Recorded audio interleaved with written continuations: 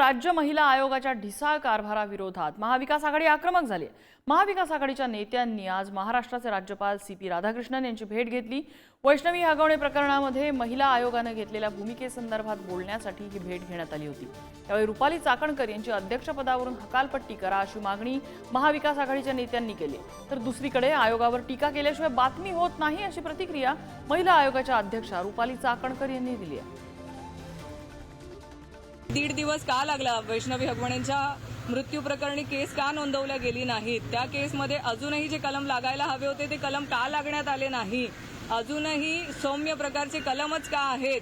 असे अनेक प्रश्न आहेत। म्हणजे इथे पॉलिटिकली नेक्सस आहे हे आम्ही ओरडून सांगतोय, पण या सगळ्या गोष्टींमध्ये मुद्दाम दुर्लक्ष होतंय। त्यासाठी हे महिला आयोगाला अध्यक्ष या बदलून द्याव्यात किंवा ज्या 24 तास वेळ देऊ शकतील अशांची नेमणूक करावी आम्ही तिथे मागणी केली की हगवणे केसमध्ये खूप सारा राजकीय हस्तक्षेप आहे। जालिंदर सुपेकरांचे सख्खे मेहुणे शशिकांत चव्हाण हे खडक पोलीस स्टेशनला PI आहेत। शशिकांत चव्हाण यांच्याकडेच हगवणे ज्या चोंदेंच्या थार गाडीतनं गेले होते त्या चोंदेंच्या 2 मुलींच्या सुनांच्या केसेस होत्या। याच शशिकांत चव्हाण यांची अरबो खरबोची वेगवेगळ्या बिल्डर साइट्स पुण्यामध्ये चालू आहेत।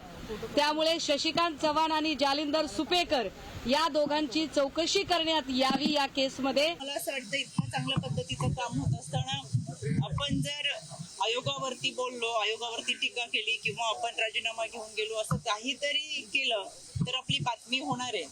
या अनुषंगाने हे सगळं चालू आहे असं मला वाटतं। त्याच्यामुळे आपण काम करत राहिलं पाहिजे, लोकांचे प्रश्न सोडवण्यासाठी आपण एकत्रित आलं पाहिजे।